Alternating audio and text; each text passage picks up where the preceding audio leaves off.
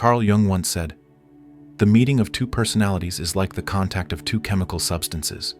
If there is any reaction, both are transformed." But what happens when nothing reacts? When you sit across from someone who loves you and you feel nothing. When you crave closeness but pull away the moment someone reaches out. When the idea of love excites you, but the reality of it terrifies you? This is not your fault, but it is your responsibility. Let me explain. 1. You carry invisible baggage. Most people think they're walking freely through life. I used to think so too. But I've come to realize we're not walking. We're dragging ourselves, tied to invisible weights only we can't see. You think your heart is free just because no one's holding it. But it's cluttered, filled with old wounds, unspoken shame, and emotions you never fully lived. I remember how it felt when someone I loved looked through me like I wasn't there. That silent disappointment, it stuck. Maybe you've got your own version of that.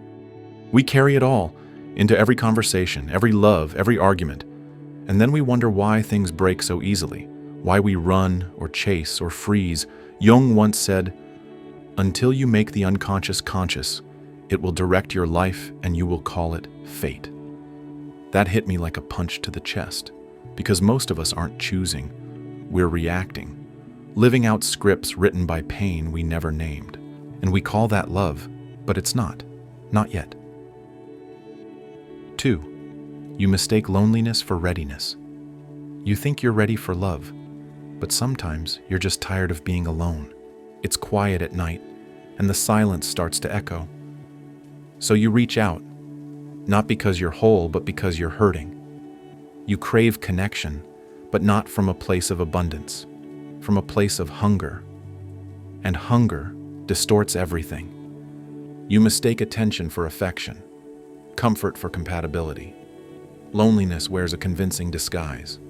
You say you're ready to give your heart, but ask yourself this: is it truly a gift or a plea?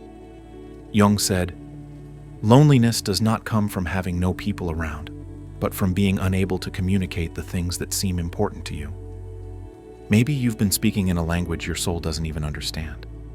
You don't need someone to save you from your solitude. You need to learn how to stand in it, to find peace in your own presence.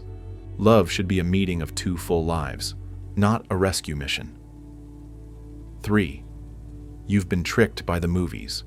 You think love should feel like fireworks, like chaos, like you're falling off a cliff with someone who makes your heart race and your stomach twist. That's what the movies taught you, right?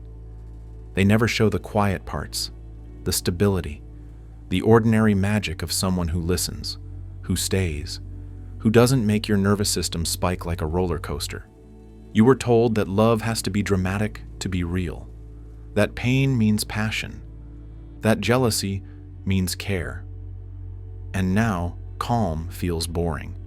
Kindness feels suspicious. And when something's actually good for you, you wonder if it's enough. But Jung said, people will do anything, no matter how absurd, to avoid facing their own soul. Maybe you chase the high of toxic love so you don't have to face the quiet truths inside you. Real love? It's not a movie. It's a mirror. And until you stop confusing intensity with intimacy, you'll keep picking chaos and calling it chemistry. 4. You don't know what you're looking for. You say you want love. But what does that actually mean to you? You might throw out a list. Someone kind, funny, trustworthy. But if I pressed deeper, what does love feel like in your body? What does it sound like in a conversation? What does it look like when no one's watching? You'd probably hesitate, because no one ever taught you how to ask those questions. Most people aren't looking for love. They're looking for relief, for someone to silence the noise in their head, fill the holes in their heart, rescue them from loneliness. But love isn't a rescue mission. And if you don't know your own emotional blueprint, you'll chase connection in all the wrong places. You might mistake intensity for intimacy, chaos for chemistry, comfort for settling. And the worst part? You won't even realize you're doing it. Jung said, Your vision will become clear only when you look into your heart. Who looks outside dreams. Who looks inside awakes.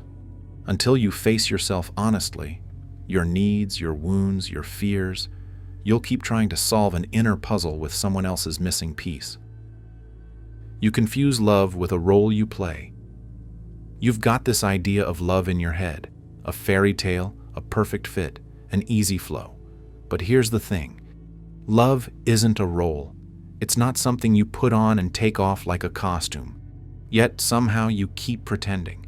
You play a version of yourself that fits the script, the perfect partner, the understanding lover, the sacrificing friend. But that's not love. That's a performance. A role you play so well, you start to believe it's who you are. The problem? You're showing the world someone you think they want, not who you really are. You're afraid that if they see the real you, the messy, flawed, scared version, they won't love you anymore. So you wear the mask, and you're tired of it. It's exhausting. And deep down, you know it's hollow. Jung said, "The privilege of a lifetime is to become who you truly are."